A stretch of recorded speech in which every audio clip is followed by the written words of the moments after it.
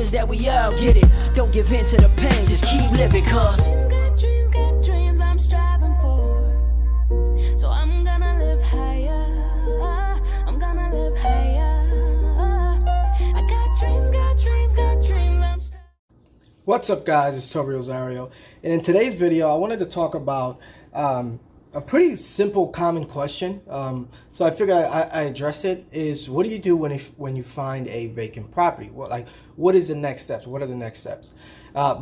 Before we get started, go ahead and hit that subscribe button, hit that bell notification.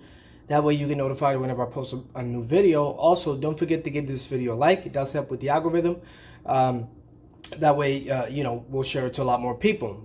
So what do you do when you find a vacant property? Well, obviously, the number one thing you want to do is write the address down, okay? Write the address down. Then what you're going to want to do is type in your local county tax assessor website. And I'll have the links below where I think it'll show you what county website is for every state. So I'll go ahead and do that, right? So once you plug in that address for the county, you're going to find out who the owner is, okay?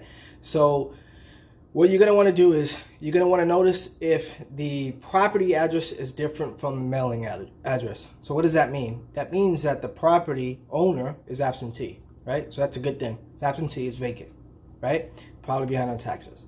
But if they're not, if they're the same, so if it's 123 Main Street shown on the property address and then 123 Main Street shown on the mailing address, that means you're gonna have to skip trace, and we'll talk about that, what you would do after that. But let's assume that the address is different, right? 123 Main Street, 145 Main Street, right? Absentee meaning he doesn't live in the property, he or she doesn't live on the property, right? So that's a good sign.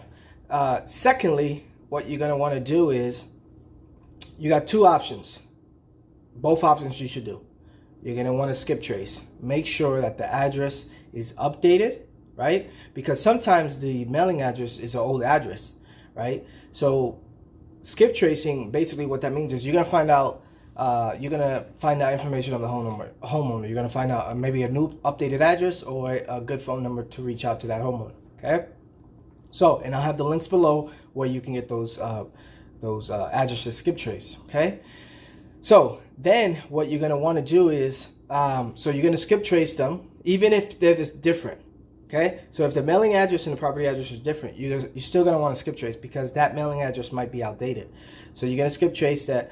You're going to use batch skip tracing, or need to skip, or instant skip tracing. I'll have the links below where you can do one-offs.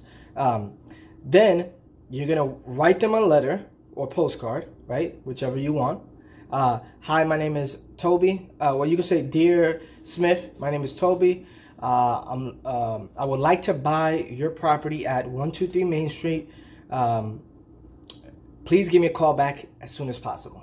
Write your phone number down. Right? You want to keep it simple. You want to. You don't want to you're not providing copy on that letter. You want to keep it simple. You want them to see what is this about and give you a call.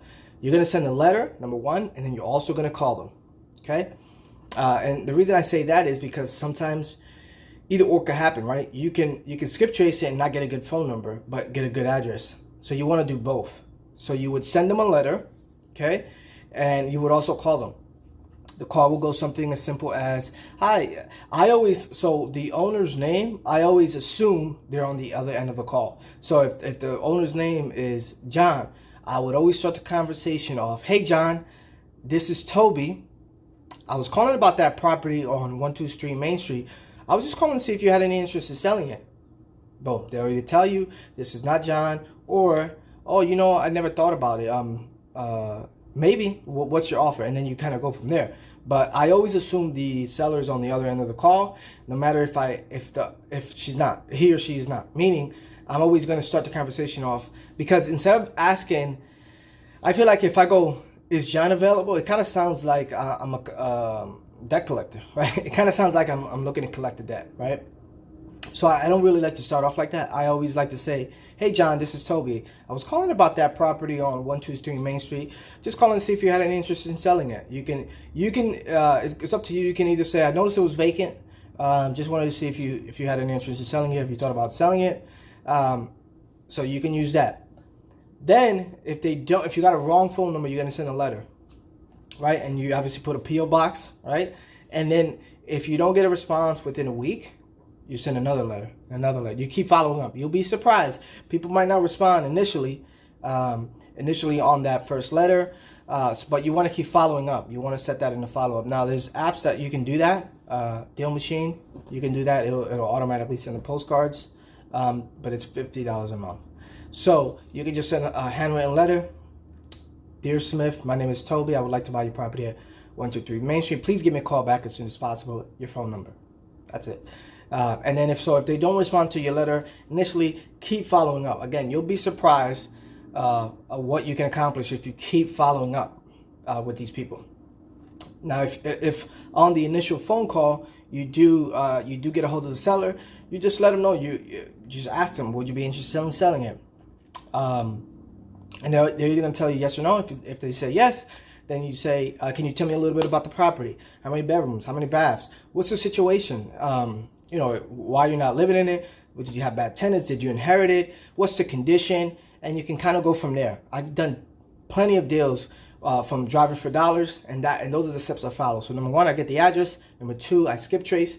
Number three, I send a letter regardless if I speak to the owner or not, because you never know, right? You never know if the phone number you're going to reach out is correct or the address. So you want to do both, okay? Then once you guys agree on a price, here's why I like Vacants, because once you agree on a price, you can put it on lockbox and send all your buyers there, right? It's not owner occupied, so you don't have to deal with coordinating with the seller. Just let them know that you're gonna get your contractors, your partners in that property. That's it, guys. Let me know in the comments if you have any other questions regarding what the process is. So number one, write down the address. Number two, look up the owner on the local tax assessor website, and I'll have the links below where you can find your local county tax assessor website of wherever you are. Skip trace, I'll have the links below where you can skip trace, send them a letter, and give them a call, right? And the cold call is going to go something as simple as, hey John, or hey Jennifer, this is Toby. I was calling about that property on, I get right into the pitch. I just say, I was calling about that property on 123 Main Street. Just calling to see if you had any interest in selling it. Yes or no. Okay? And if they say no, oh, okay, well, if you ever change your mind, you could always give me a call back. And then I always follow up with them every month, because situations change, right? It's vacant for a reason. Keep that in mind. It's gonna need some repairs, right? It's probably behind on taxes, or they inherited. So that's why I like driving for dollars, and I like Vacants. That's my time. My name's Toby Rosario. Peace.